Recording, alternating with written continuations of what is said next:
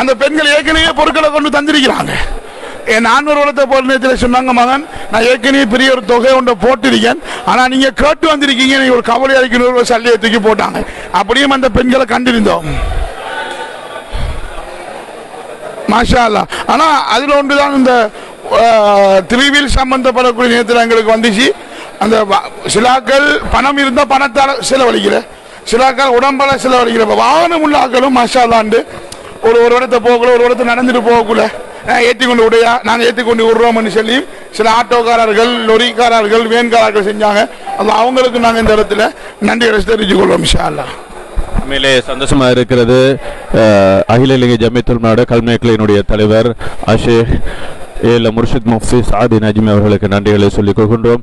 இன்றைய தினத்திலே நாங்கள் சென்றிருந்த போது பல நெகிழ்வான சம்பவங்களை கண்டிருந்தோம். அந்த சம்பவங்களையும் நாங்கள் இந்த இடத்திலே உங்களுக்காக பகிர்ந்திருந்தோம். இப்பொழுது கல்முனை மொஹிதீன் ஜும்மா பெரிய பள்ளிவாசல், கடற்கரை பள்ளிவாசல் நம்பிக்கையாளர் சபையினர்கள் கூட இந்த பணிகளிலே ஈடுபட்டு அதற்குரிய வேலைகளில் ஈடுபட்டு கொண்டிருக்கின்றார்கள். எமது இளைஞர்கள், குறிப்பாக கிளுகிழுப்பு சங்க இளைஞர்கள் என்று சொல்லலாம், அவர்கள் இந்த பணிகளில் ஈடுபட்டு கொண்டிருக்கின்றார்கள். ஜனாசா நலன்புரி அமைப்பினுடைய உறுப்பினர்கள் இங்கே இந்த பணிகளில் ஈடுபட்டு கொண்டிருக்கின்றார்கள். இவ்வாறு பலர் இந்த தியாகங்களை செய்து கொண்டிருக்கின்றார்கள். எமது ஊரில் உள்ள இளைஞர்களை நாங்கள் அன்போடு அழைத்துக் கொள்கின்றோம்.